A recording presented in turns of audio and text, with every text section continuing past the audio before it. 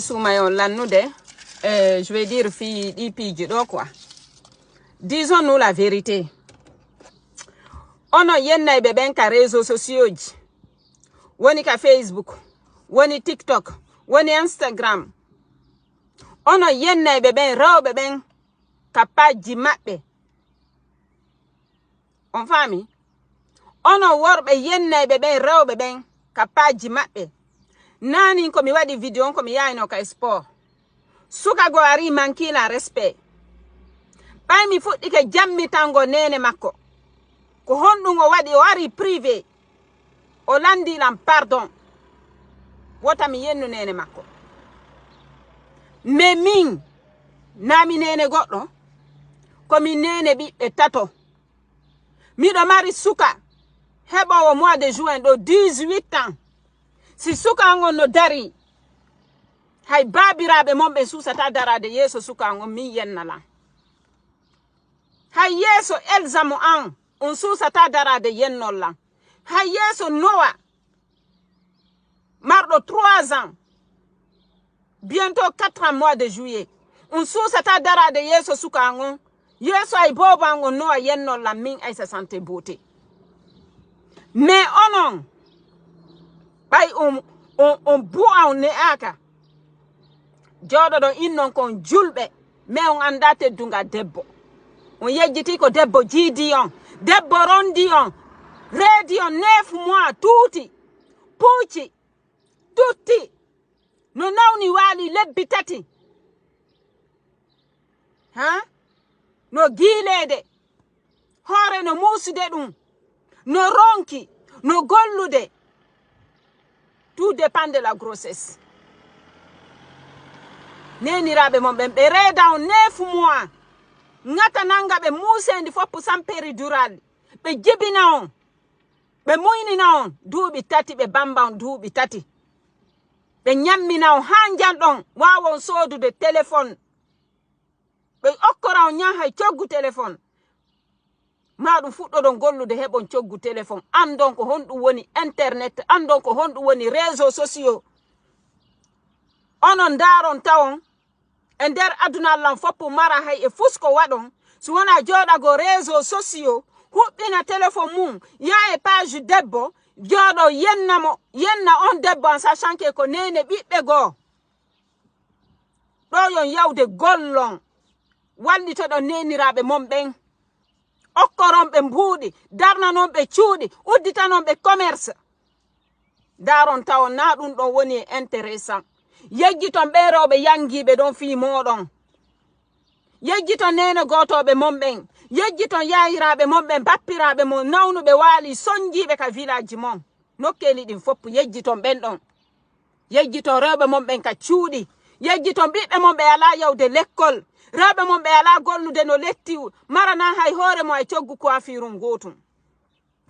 onon daron tawon dum don fop wona important so wona joda go réseaux sociaux ara yenna debbo nene bibbe go bengu goddo go parce que on respecta neni rabe mon be on respecta rewbe mon be on respecta hay e goton ye on respecta yaay rabe mon be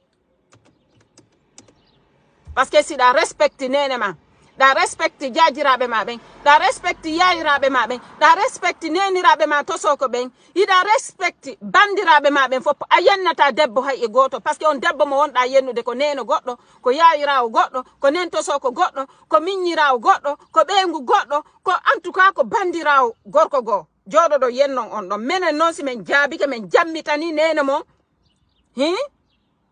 aron yennon men ka paji amen. Si me yotti ke men jammitani nene mon ko yon aru privé lando don pardon. Ko do lando to don pardon. Public ka yennu don men don. Parce que ko tunningo image amen on fala don. Ko yon aru yenno men yimbe ben be jodo be na fanke. Anta jabo. Mais des fois men jabo to. Kombo yidi yenne gol. Est-ce que goddo no way darade yeso ma da yenna ma fanka? No? Hara bantaki mo hara bebi nali mo. Est-ce que on no wawi?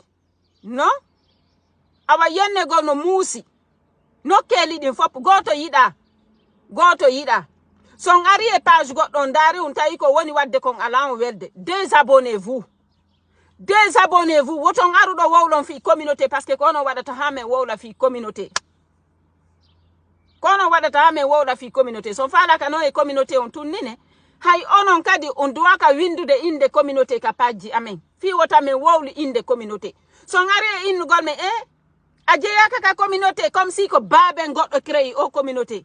Yibe doit ma yaltinde ka communauté comme si an on a doit ka yaltinede ka communauté.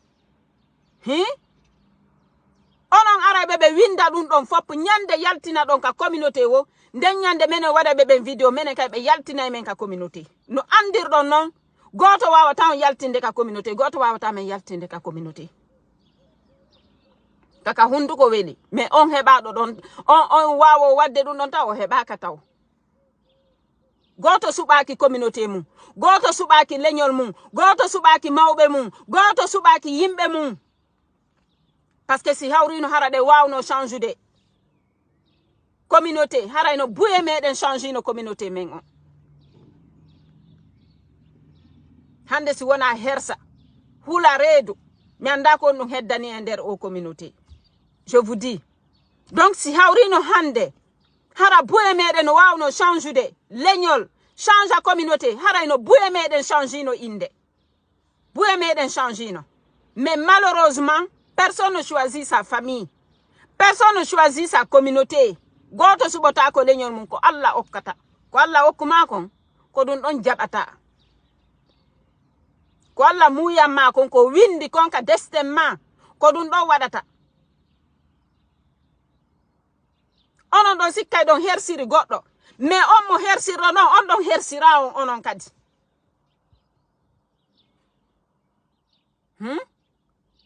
Awa acce debbo no wa'iri wo ko debbo ko ɓeengu goɗɗo ok ko ɓiɗɗo goɗɗo ko nenirawo goɗɗo so yiɗa men désabonné mi so yiɗa lan désabonné est-ce que miɗo obligeon yon aru suivon là je suis sur ma page je fais des vidéos l'heure que je veux baba goto créa Facebook e créi ɗon kadi empêche a goto e waɗu vidéo leer mo fala o minute mo fala o kono jodoto inna ɗuy to seeɗa Facebook ko gurdam monɗa mi woni wurude kono walla ñamminde kono walla yoɓande facture kono woni ñamminde ɓiɓɓe amɓen kako ko darotol lan kan walla yoɓande facture est ce que kaka paji moɗon mi woni est ce que min miɗo andi ko honɗum wonɗo wadde ka paji mon son fala ka darude ton daru. Désabonnez-vous, occupez-vous de vos oignons.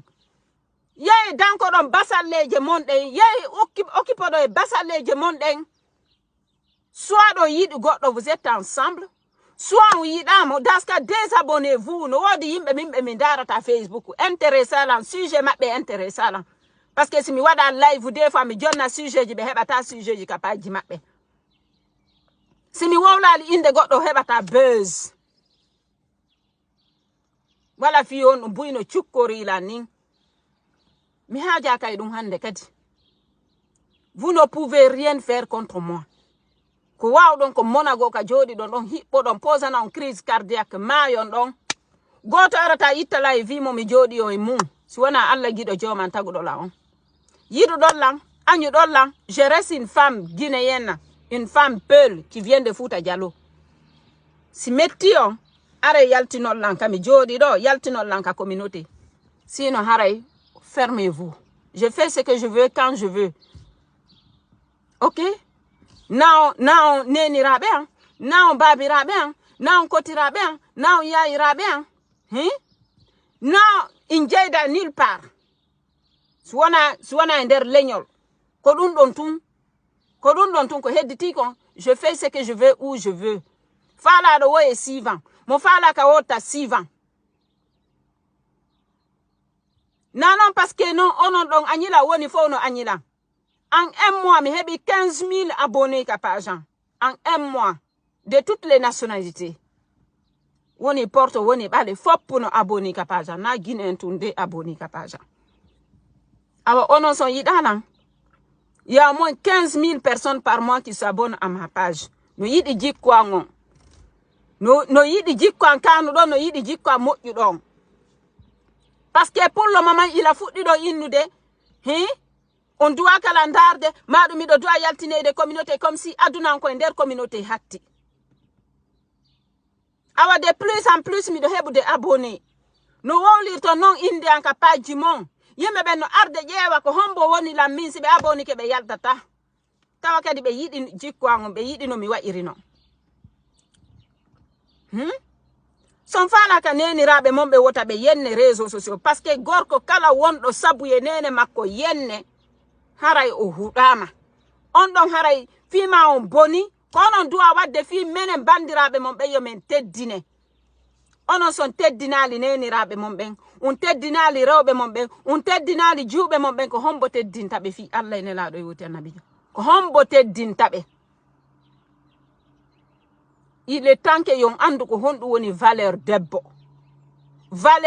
debbo no wa'iri wo o kani jikuba o kana jikuba ko gorko duwa contrôle de hoore makko min modi a yenna talan jamais so yi imiɗo moni o immoto o ƴetta sak makko yaka sport maɗo o ƴetta bobo makko kun o yaɓe waɗa balade o naɓa mo ka park maɗo o ya o randa visite nene makko maɗum pati makko o artoya tawa mi deƴƴi problème fu so waɗata hakkude amen mais jamais mo yennala maɗum o towna jungo o inna o piyaylam mais onon towna jungo piyon rewɓe mon ɓen on jooɗoto yenno rewɓe mon ɓen sokkitanon ɓe ley coñci yenno mawɓe maɓɓe jooɗo ɗon innon ko onon woni julɗo est ce que julɗo no waɗa ko waɗoton kon fi Allah ene laaɗo e woti annabijo il est temps que yo miijito seeɗa il est temps que yo miijito son faala ka neniraɓe mon ɓe yenne to yenna min kala arɗo ɗo yennilam ɓay komi nene goɗɗo mi jammitana e nene makko je vous dis mi faalaka yennude de mi wawata kadi no yennude min kaka Facebook ɗo mi fuɗɗi yennugo pour la première fois yennoje komi nani kon ka Facebook ɗo hari ha hande mi wondran e Allah ha hande hari min ɓawto mi nanalɗe yennoje parce que min mi hari ñammi anday kon woni yennugo min ka famille am men yennata mi ne iraka yennoje hande mi ne iraka yennoje jango mi nanatano mawɓe am ɓen no yenna mi nanatano yimɓe am ɓen no yenna mi nanatano goto minen ka famille amen min anda ko non yennoje pour la première fois ñande mi yaltunoɗo mi yenni ka Facebook ɗo na mi yennitino kon jelo noddunolan inni santé bote men jeejimata yennu minen min andi a wawata yennude ane iraka e nder yennoje na mi yennitino parce que mi wawata yennude c'était la première fois miɗo yaltinde ɗimmoji mi jammitana debbo mi wawata yennude miɗo mari hunduko janɗuko miɗo mari caractère fort mais mi wawata yennude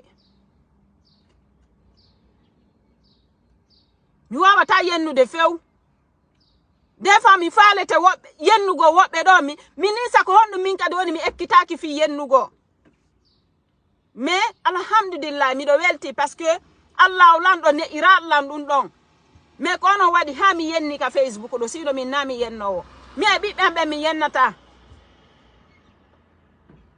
hay ɓiɓɓe am ɓen mi yennata ɓiɓɓe am ɓen yennata ɓiɓɓe am ɓen piyata ñande ɓiɓɓe am ɓen yenni nene goɗɗo mi waray ɓe ñande ɓiɓɓe am ɓen yenni nene goɗɗo mi yaafotako min Aissa Santé Beauté miɗo toŋi hirsi ɓiɓɓe am ɓen yoɓe yennu nene goɗɗo yoɓe yennu debbo no wa'iri wo yoɓe yennu debbo min sukaɓe am ɓen ɓe respectay debbo ha ɓe maya ɓe respectay debbo rewɓe maɓɓe ɓen ɓe respectay ɓe townata jungo e hoore maɓɓe jamais de la vie e gorko goto kadi piyata jiwo an on gorko goto mo memi jiwo an on ko min yata mi ɗeɗɗamo jamais de la vie mi autorise ta ɗum ɗon hay e goto sukaɓe am ɓen jamais miɗo autorise ɓe yoɓe pii goɗɗo hay ka l'école si goɗɗo piiɓe komi innatata ɓe yotto y a les règles de la vie ka l'école y a les règles de la vie si goɗɗo piima si goɗɗo memima si goɗɗo yennima y a la maîtresse y a la directrice il faut aller voir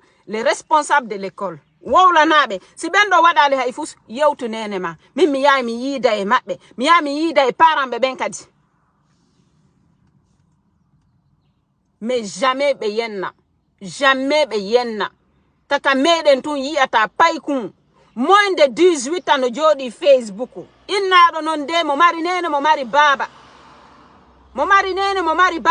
mais mo jogi téléphone makko mo jodi do yo yawde occupo e formation ji o yaw occupo e jande o yaw occupo e goddum gono wallitoro nene makko ko do jodo to ara o jammitana rewbe ben parce que worbe gono ton sibe jammitanali debbo be dingata be hebata plaisir ko si nene hay nene mabbe yennama be jouissa c'est ça qui est dommage. Pourquoi